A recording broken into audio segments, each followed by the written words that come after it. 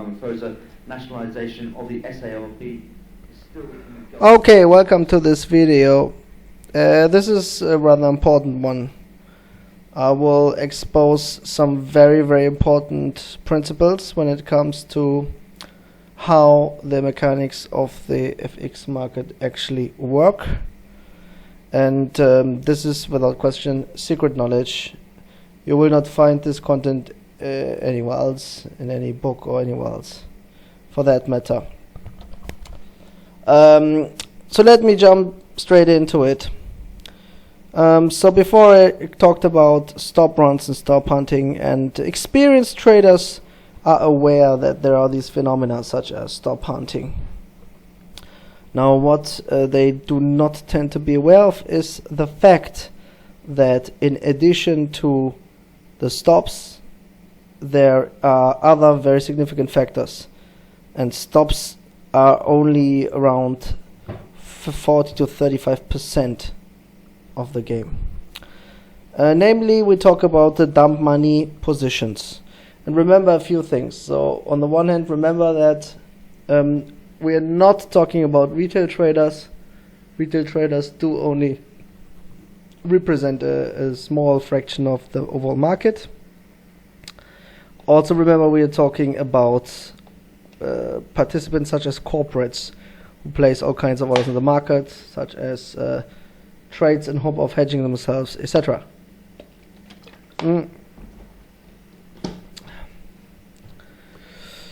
And as stated before, so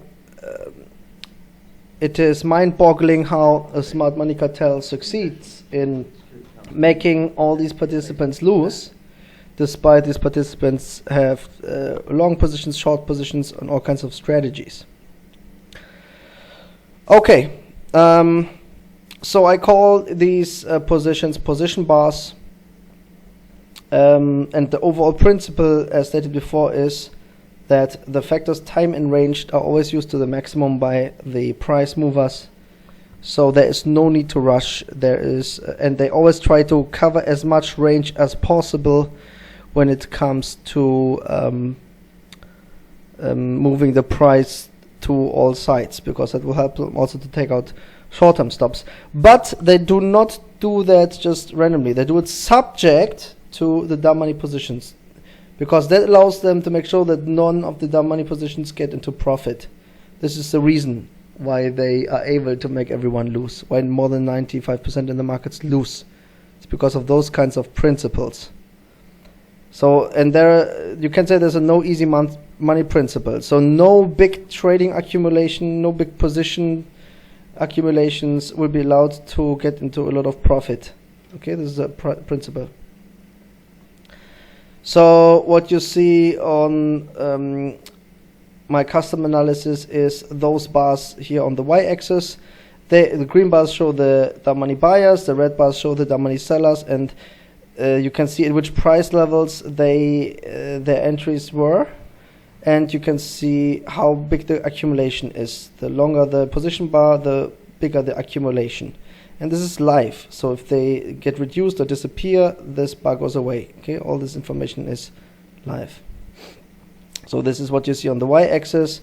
The dumb money buyers here, the dumb money sellers here, and of course sometimes they are mixed, which is the reason why the price then goes flat and stays at those levels. Because if the smart money cartel moves the price anyway, those guys get into profit, and then they could actually succeed. This is what they don't want.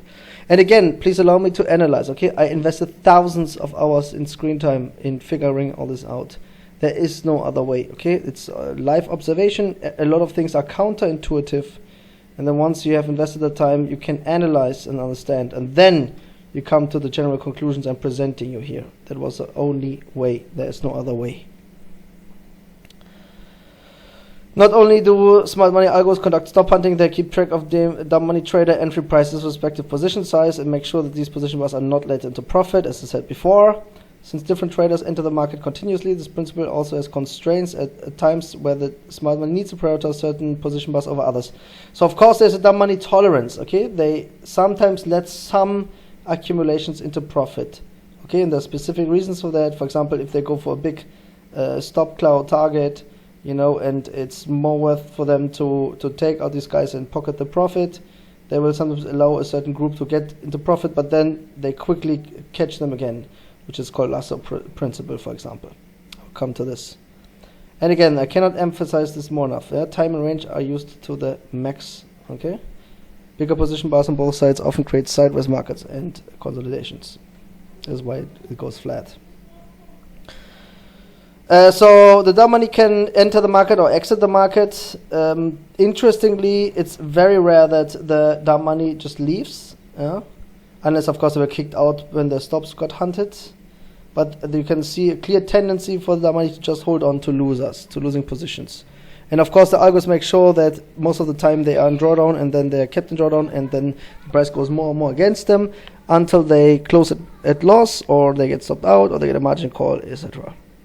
Sometimes they can win a bit, but overall as a group they will of course lose. Yeah, no money, no easy money principle.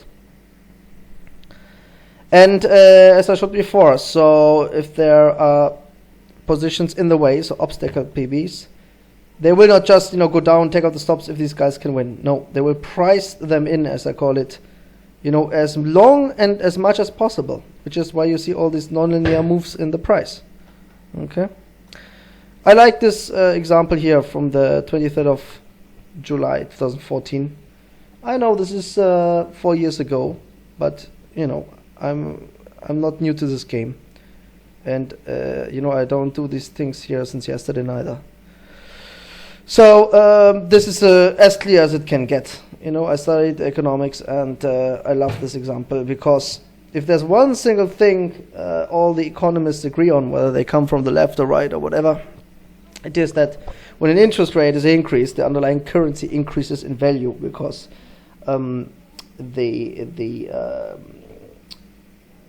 because of the bond market in response, for example. And so what happens here is you had the New Zealand central bank, and it was supposed to announce its interest rates changes, if at any. And you could see when you made an historical analysis that it was not difficult to see that they always did like increases in 3-4 steps, consequent steps, like by 25 basis points. So it was very, very easy to see that this will happen again. They will increase again the rate by 25 points. So what should have happened according to our economic theory is once they announce the increase, the Kiwi dollar should go up, of course, because the New Zealand dollar gains against the US dollar. But what happens is, boom, it goes completely the other way. So the economic plausibility is completely disrespected. Okay? And the reason is not that the market is priced it in or something silly like that. It's this. Okay? There were dumb money positions placing huge positions long because they thought it's easy money and it's a no-brainer to buy. And then the rate is published, and they were right, but the price crashes instead of going up. So because there were so many dumb money positions here, the smart money algos were so bold to completely disrespect any logic and just take these guys out and doing a huge stop run, accelerated, until these guys are out at a loss, and they made huge money. Do you get it or not? And you know what's even worse? People retrospectively make up a story and try to explain to themselves why they lost. Okay, I point to Nassim Taleb's ludic fallacy here. Look, then you have some journalists saying the Kiwi dollar likely fell because the policy statement accompanying the rate decision undermined the case for continued tightening. So retrospectively, they make up some completely illogical story to explain to themselves why this happened. I mean, come on, guys, please. What else does it take for you to wake up? Okay, there is a whole range of principles, okay, how the dynamics work. I will not cover them in this video, otherwise it will be too long. And of course, I will not disclose everything. And I will definitely not disclose everything straight away, okay? But as I showed before, there is, for example, the blocking, which I will demonstrate. Yeah, so this is an old example as well, okay, 2015, but you can see what's going on here. So you have a stop accumulation here. Yeah, it's a long-term stop accumulation, but it doesn't matter for now. So the price, the smart money wants to push the price of euro dollar up to the 1.096 level, or what it is, and take out the shorties. Yeah? You see the shorties all here placed here, short traders. But if they would just push up the price and take out the stop, what would happen? They would make those guys rich, or these guys would win, the longies, because they're long here at those prices. So would just push up the price, take out the stop. Yes, these guys would be taken out, but these guys would win. Of course, the smart money will not do that. They want both to lose, the longies and shorties. Okay, so what do? They go down, away from the stop target. So the first go in the opposite direction. Remember in my last video, pre-stop run counter move. Remember. And then they turn and go for the stop run later on. You see, so two things are reached at the same time. Understand? So, as stated before, these are the only options the dumb money has. Close at a loss, increase the position, making the problem worse, getting stopped out, pull away the stop, making your loss bigger, or completely get a margin call if you don't have enough margin. Sometimes, as stated, yeah, there is a tolerance. Sometimes some dumb money positions are allowed to profit a bit. Otherwise, the price could never move. Yeah? But in the long run, they die out. New ones enter and they lose as well.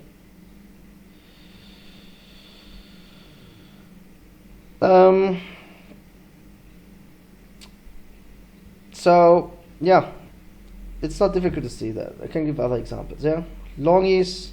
So dumb money tries to buy reversal up. They fake a bit and boom, go below the low, below the lower. You can see that very often. Often dumb money tries to buy reversals up or sell reversals down, and then the price just moves on in the same direction, or here. And of course, if you have a big dumb money accumulation, of course they do boom, a bigger move against these guys, a bigger position run. And guess what? If more and more positions come in and they try to buy cheaper and to average down or whatever, this will just get the smart money algos to push the price even more in the other direction. Guess what? Okay? And obviously, as I said before, look, if you have longies here and shorties here, the price will move in the range. Because if they go too far here, these guys will win. If they go too far here, these guys will win. The smart money doesn't want it. Smart money wants dumb money to lose every day. And in particular, over some time. So this is a real resistance, this is a real support. Okay. After other examples, yeah, like for example here you see obstacle positions, so they're in the way. Here the stops, smart money would like to have them, but these guys are in the way. So what do? They use the time and range to the max. So here they do a few hours of sideways market, just kissing that level and not going above it, because these guys would win. You understand? And eventually, of course, especially as if you can see here, the longies who were in the way leave the market, and even more shorties, for example, come in, then they go for the run. Okay? This stuff is not rocket science, but it's highly relevant. But of course, there are meta levels. I say it again. This is not the complete story. Okay? I'm not revealing everything. I'm giving you the basics here. You need to understand. And then you can see nicely, okay, the shorties, their stops, so up, of course. I think you get the hang of it by now. So yeah, there are many examples of that happening. Yes, like here, for example, so the positions can fuel the rundown. People try to buy more, just pushes the price down. It's the opposite of supply and demand, okay? According to supply and demand theory, if people buy more, it should go up because demand increases. No! It doesn't work that way, once and for all. And of course, most of the time, you have like a mix. And the reason why the price moves like it does is, for example, there are, positions in the way. But, the smart money doesn't have any rush. They don't need to do moves quickly. They don't need to. The opposite is the case. The longer they wait, the more stops will accumulate. The more positions will be drawn into the market. You understand? So they will use that, and it will be also cheaper for them to do the price manipulation. And of course, eventually, they will go for it. Yes. Okay, I think this is a point which is not too difficult to understand. And I hope that you also now better understand the live trades I posted. Okay, please go to the other channel, look at the live trades where I'm demonstrating in front of your eyes live how this works and how this can even be traded. Okay, don't be part of the dumb money. Yes, you will never be smart money, but try to be semi-smart money. Okay, this is what I'm trying to get you to. Do not be the sucker in this game. The markets are highly manipulated. The smart money cartel has a lot of advantages, informational advantages, price moving abilities. They earn the spread, they don't pay the spread. They earn the commissions, they don't pay the commissions. Okay, understand? So you're already at the very beginning, you are at a disadvantage. And in order to protect yourself against those kind of tricks, you need to step up your game. Otherwise, you have no chance. There is a reason why 95% of market participants lose. It should be around 50% if there would be a 50% chance for the price to go up or down. It's not the case. Once and for all, please. Okay? I hope you enjoyed it. The least you can do is leave a like, leave a positive comment, subscribe. That's the very least you can do. And I think that there are people who know exactly what I demonstrated and are very thankful. Wish you all the best. Stay safe.